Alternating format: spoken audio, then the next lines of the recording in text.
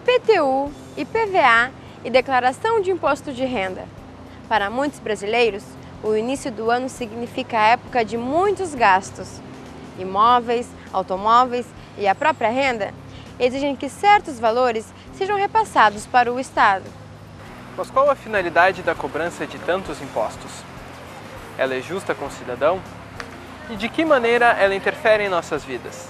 Imposto eu acho que é um valor que qualquer ser que tem um ganho, ele devolve para o governo trazerem benefícios de todos. Tu ganha o dinheiro, tu paga para ver a educação, a saúde, a segurança. O imposto é algo que é taxado para os contribuintes por forma a habitarem no país onde estão, na cidade onde estão, a contribuírem para uma nação. Olha, imposto a gente paga em tudo, desde que tu come, tu veste. O IPVA, IPTU, INSS. Simples pão que se compra, né? Um pãozinho, vem ali um imposto embutido, né? O real motivo seria para contribuir, para poder recolher esse dinheiro da sociedade, da população e oferecer bens para eles. E no caso, esses bens não chegam ou chegam de uma maneira muito ruim, né? Não volta pra gente, não é reinvestido, não é um dinheiro, a desculpa acho que seria, né, de que é um dinheiro que a gente investe que vai retornar pra gente de alguma maneira, mas não volta. Pra gente manter um estado com 200 milhões de pessoas, precisa de uma cobrança de impostos, né? A gente pode questionar a finalidade, a corrupção, o desvio de dinheiro público. Daqui a pouco você vai pra praia e pega uma estrada esburacada e você pagou seu IPVA, aí estraga o carro. Sei lá, uma peça, alguma coisa que você tem que repor. Então aí você pagou um imposto para ter uma estrada decente e na realidade o teu veículo que saiu para lazer tu vai ter que pagar com o teu dinheiro, com o teu dinheiro e do imposto não tem o retorno. Tem a interferência financeira para a gente, né? Todo final do ano tu tem aquela preocupação de estar pagando os impostos, né? E eu acho que cada um, né, deveria ter a consciência de pagar e cobrar, né, para que seja realmente bem investido, né, o recurso. Mas afinal, o que exatamente são impostos? Por que eles precisam ser pagos pela sociedade? E que relação há entre impostos, tributos e taxas? Essas são algumas perguntas que o programa de hoje tentará responder. O tributo, então, visto como um gênero, comporta algumas espécies. Nós temos os impostos, que são os mais conhecidos. De um modo geral, algumas pessoas até confundem a palavra imposto com tributo, né? Então, ordenando o pensamento, podemos dizer tributo é gênero, as espécies são impostos, taxas, contribuições de melhoria, empréstimo compulsório e contribuições as mais variadas. Os tributos podem ser definidos assim como sendo a contrapartida da cidadania, né? Por exemplo, se nós nos organizamos em sociedade, na forma de Estado, nós temos que encontrar uma forma de repartir os custos, já que não há nada de graça, já não existe almoço grátis, não existe escola grátis, nem existe saúde grátis, gratuita.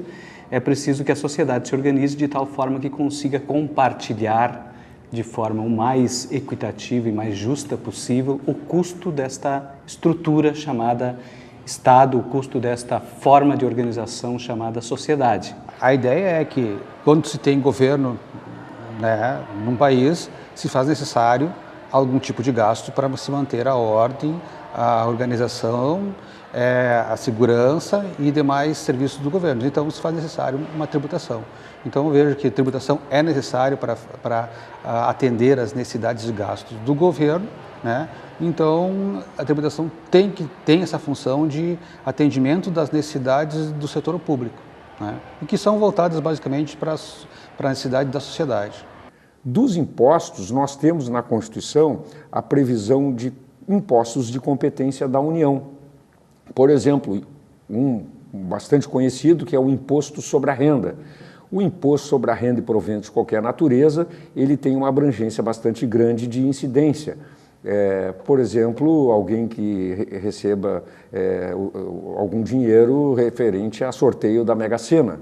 O próprio recebimento de salários, há uma tabela progressiva a partir de isenção até uma alíquota máxima de 27,5%. Temos também um tributo, espécie imposto bastante conhecido, que é o IPVA, Imposto sobre a Propriedade de Veículos Automotores, cujo contribuinte são os proprietários de veículos.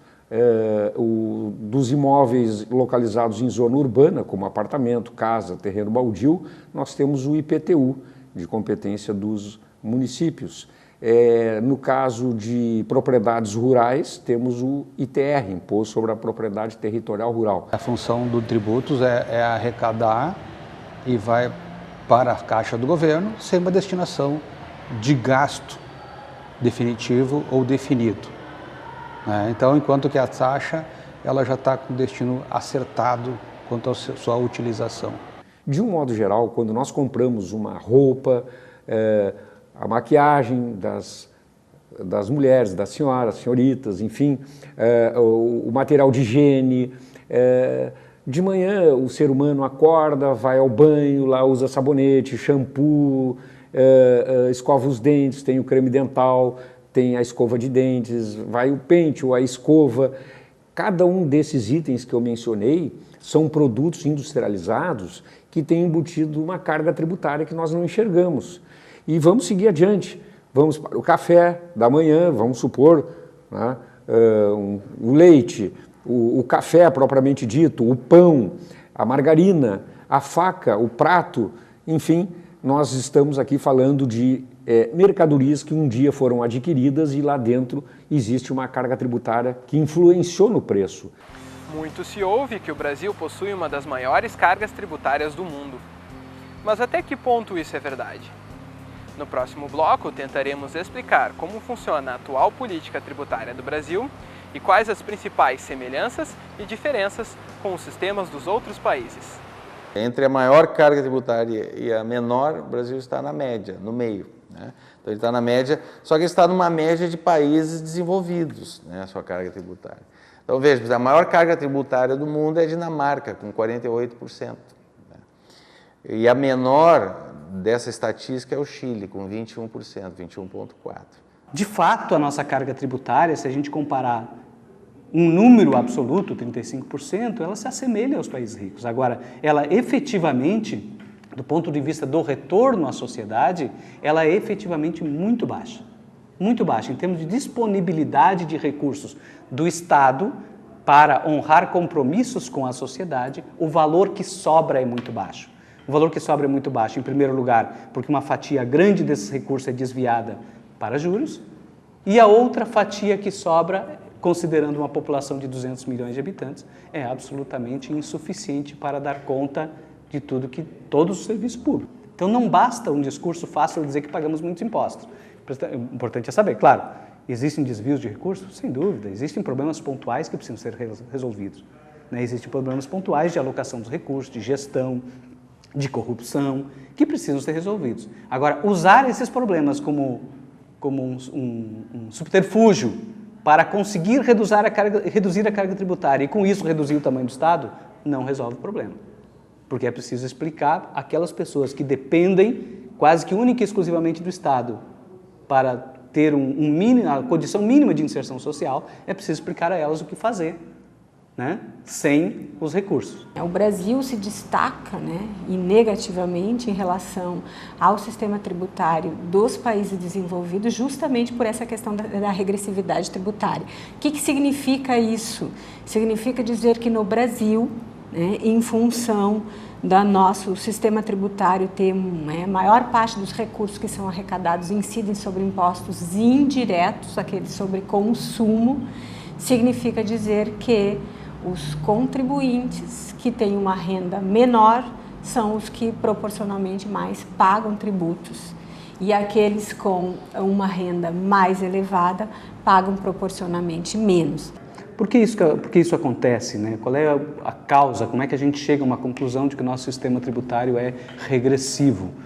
Basicamente pelo fato de que ele onera mais aquilo que afeta mais as baixas rendas. Por exemplo, um sistema tributário internacional de forma geral, principalmente dos países mais ricos, são sistemas tributários que levam em consideração um aspecto muito típico de todos os sistemas tributários, que é respeito à capacidade contributiva, o que significa dizer quem tem mais paga mais, quem tem menos paga menos. Que no fundo é uma forma de materializar o princípio da solidariedade, ou seja, aqueles que têm mais condições ajudam os que têm menos. E como se materializa isso nas tributações internacionais ou dos países mais ricos, mais desenvolvidos? Se materializa por uma carga tributária predominante sobre renda acumulada, sobre patrimônio e sobre renda, e carga tributária baixa sobre consumo, tributação indireta que seria sobre consumo. Com isso, aquelas pessoas que consomem toda a sua renda comprando mercadorias, comprando alimentos, comprando serviços, essas pessoas teriam uma carga tributária menor do que aquelas outras que utilizam as suas rendas para acumular patrimônio, transformar em bens, propriedades, veículos, enfim, iates, aviões. No Brasil, assim como em vários países em desenvolvimento, e praticamente todos os países subdesenvolvidos ou países não desenvolvidos, o sistema tributário se organiza de forma diferente, ele se organiza de forma predominantemente incidindo sobre consumo, né? E com uma tributação, uma carga tributária muito reduzida sobre patrimônio e riquezas. Com isso, todos aqueles que conseguem converter as suas rendas em riquezas acumuladas, né, têm a benesse têm o privilégio de não sofrer a tributação, como aqueles que não têm condições de acumular, mas que fatalmente têm que jogar o seu tributo, a sua renda toda, no consumo. É fundamental a política tributária, tanto é que o Brasil, né, durante todo o século XX, a reforma tributária sempre está na pauta. Mas essa reforma tributária, ela efetivamente não acontece. Ela tem, se for nós olhar depois da Constituição de 88, nós temos pseudo-reformas, mini-reformas e assim por diante. Então, é necessário, né, para que de fato a política tributária seja utilizada como um instrumento de distribuição de renda, é necessário alterar a regressividade dessa tributação. Mas o legislativo é feito de correlação de forças. Então, para isso, é necessário, de novo, o controle social a partir de baixo, estabelecendo o que a sociedade deseja como sistema tributário do Brasil. Nós estamos refém desse modelo. Como é que nós poderíamos mudar, né? Partir para um Estado liberal, olha, daqui para frente, cada um por si, se virem. O Estado não banca mais nada. Não tem mais educação grátis, não tem mais o Sistema Único de Saúde, que é, digamos, frágil, funciona mal, mas também não tem mais. Nem esse que era ruim, né, que alguns consideram, a grande maioria fala muito mal da saúde no Brasil, mas não vai ter mais, então nós vamos reduzir a carga tributária. Então, o nosso problema, como você perguntou, que seria qual a opinião, né? Na verdade, nós estamos refém de uma situação. O Brasil é um país que não é um país, digamos, com uma boa distribuição de renda, péssima distribuição, temos muitas desigualdades, e o modelo de tributação num cenário desse tem que ser baseado em quê? Baseado, muito calcado no consumo, porque qual é a população do Brasil? 200 milhões. Quantos pagam imposto de renda? 10 milhões, talvez 20 declaram, paguem um pouquinho, muitos recebem de volta seus impostos. Então, nós teríamos o quê? Cerca de 10% da população pagando imposto de renda. Como é que nós vamos sustentar com uma arrecadação de 10% os outros 90%? Então, não tem como fazer uma arrecadação baseada no imposto de renda, que é um tributo que, digamos, tem a sua base na riqueza, na riqueza gerada durante um período, que é a renda, né? Então, como a grande maioria não tem uma renda suficiente, então aqueles 10% da população teriam que pagar quanto por cento? 80% da sua renda? Aí ficaria num modelo totalmente fora do padrão mundial, né? Então, afugentaria o capital do Brasil, as pessoas que tivessem um patrimônio sairiam, isso seria um suicídio, né, para o Brasil, né? A questão é definir ou empoderar, descobrir, na verdade é descobrir ou tentar definir quem define esta política, né? A quem cabe a modificação, a quem cabe a definição dessa política e a quem cabe modificá-la. Esse problema acaba se perpetuando ao longo dos tempos, ao longo da nossa história, entra governo, sai governo, entra governo de uma tendência, entra de outra tendência e o problema persiste, se dá fundamentalmente porque aqueles a quem cabe mudar são os mesmos sempre. São os mesmos sempre. Então nós temos uma situação onde a política é fortemente influenciada justamente pelos setores que se beneficiam desse sistema, né? Esses setores que vivem da acumulação ou que vivem de uma riqueza acumulada, eles são exatamente os setores que mantêm um certo controle, uma influência muito forte sobre o sistema político nacional. Não há forma de mudar isso, portanto, então voltando e entrando diretamente na tua questão, como mudar essa realidade, sem empoderar aquela base social que está do outro lado.